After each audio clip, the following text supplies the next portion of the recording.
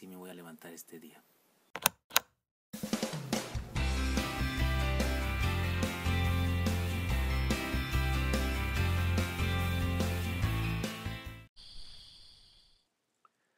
Dios les bendiga, soy el pastor Gilberto Gutiérrez de la Iglesia Bautista Obre de México DF. Me da mucho gusto saludarlos en este viernes 7 de abril 2017.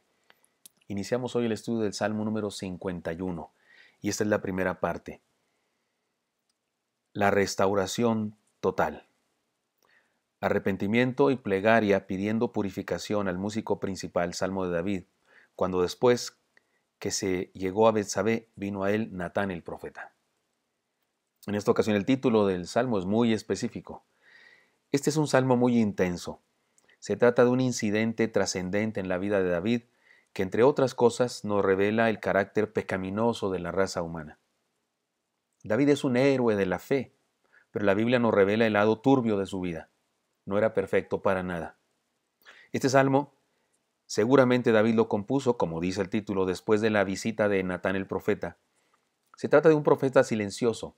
Me refiero a que hablaba poco, pero cuando hablaba destilaba sabiduría. Un día llegó a David y le contó esta historia, se los leo. Esto está en 2 de Samuel capítulo 12, versículo 1 al 7, dice así. Jehová envió a Natán a David y viniendo a él le dijo, había dos hombres en una ciudad, el uno rico y el otro pobre. El rico tenía numerosas ovejas y vacas, pero el pobre no tenía más que una sola corderita, que él había comprado y criado, y que había crecido con él y con sus hijos juntamente, comiendo de su bocado y bebiendo de su vaso, y durmiendo en su seno, y la tenía como a una hija.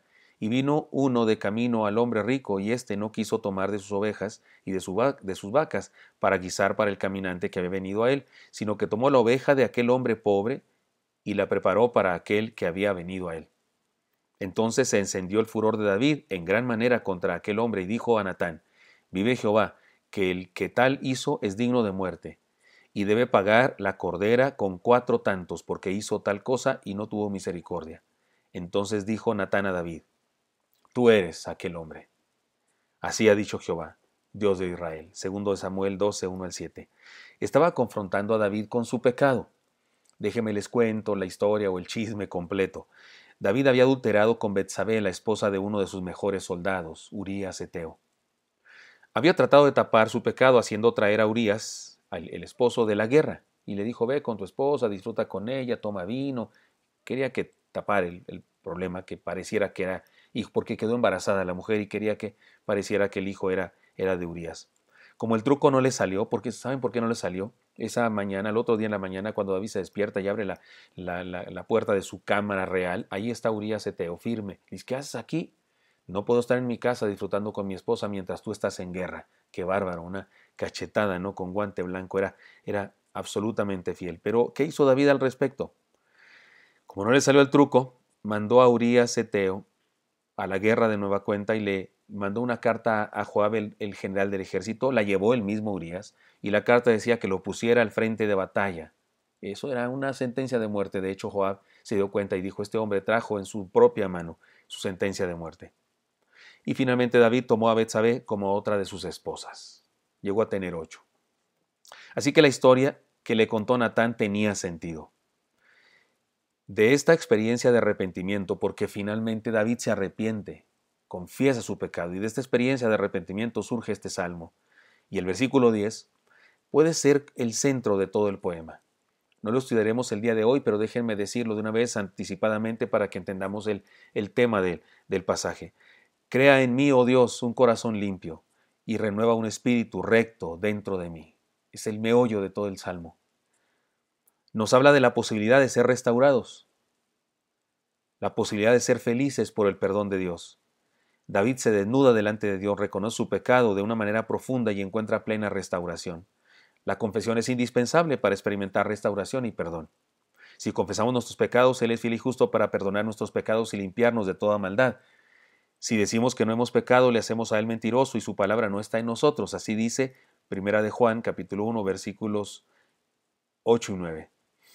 Hacer una oración típica y decir por ahí, perdónanos todos nuestros pecados, no es apropiado. El texto dice, confesemos. La confesión es reconocer el pecado, mencionarlo ante Dios, y hay que confesarlo como una muestra de nuestro arrepentimiento. Pues bien, He aquí el camino para experimentar la restauración total de nuestra vida. Lo primero que tenemos que conocer es la base de la restauración. ¿En qué se basa la restauración? ¿Tenemos que irnos de rodillas hasta algún cierto lugar? ¿Debemos someternos a algún tipo de autocastigo para purgar nuestro pecado? ¿Necesitamos apartarnos de la gente y convertirnos en ermitaños? ¿Es indispensable hacer algún tipo de ritual religioso, poner velas, repetir rezos, dar ofrendas, etcétera? Cualquiera de estas cosas sería un insulto a la gracia de Dios y un terrible rasgo de ignorancia de la palabra de Dios si creyéramos que así podemos ser restaurados. La Biblia dice: si confesamos nuestros pecados, Él es fiel y justo para perdonar nuestros pecados y limpiarnos de toda maldad. Una vez más les leo Juan 1:9. También dice: venid, dice Jehová, venid luego, dice Jehová, y estemos a cuenta. Si vuestros pecados fueren como la grana, como la nieve serán emblanquecidos. Si fueren rojos como el carmesí, vendrán a ser como blanca lana. Isaías 1:18. Y el Señor dijo: venid a mí los que estáis trabajados y cargados, y yo os haré descansar. Mateo 11:28. La restauración de nuestra vida tiene que ver con la esencia de la fe cristiana. Todas las religiones, incluso algunas que se dicen cristianas, se basan en seres humanos que llegan a ser divinos, iluminados o elevados a un nivel de casi Dios, independientemente de que se diga así o no. En cambio, el cristianismo es exactamente lo opuesto. Nos habla de un Dios que llegó a ser hombre. Así que debemos escoger: o ponemos nuestra fe en un hombre que llegó a ser Dios para que lo veneráramos, o en el Dios que se hizo hombre para rescatarnos. Esto es la esencia de la fe cristiana. Nuestra restauración no depende de nosotros, ni de nuestra religión, ni de lo que hagamos, depende de lo que Dios hace por nosotros. Para culminar esto y que lo entendamos muy bien, permítame contarles esta famosa historia. Se atribuye a varios autores. Es una parábola hermosa, la parábola del violín. Les cuento. Un subastador de antigüedades ofrecía diversos muebles e instrumentos musicales a la gente.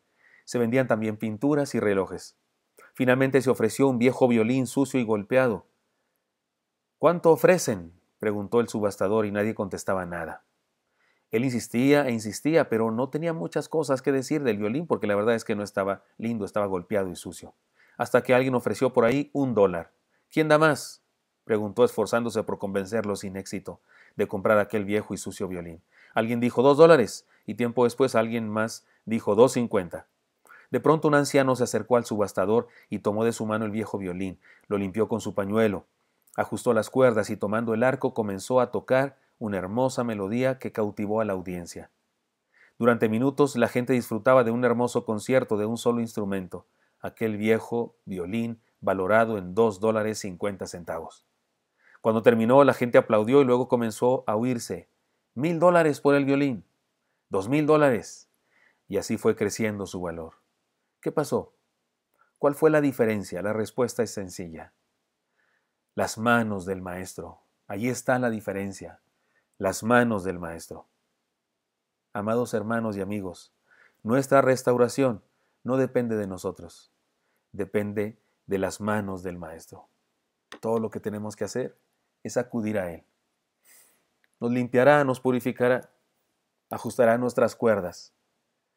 Tal vez alguien nos golpeó en la vida, tal vez alguien nos hirió, por ahí tenemos señales de desplantes, de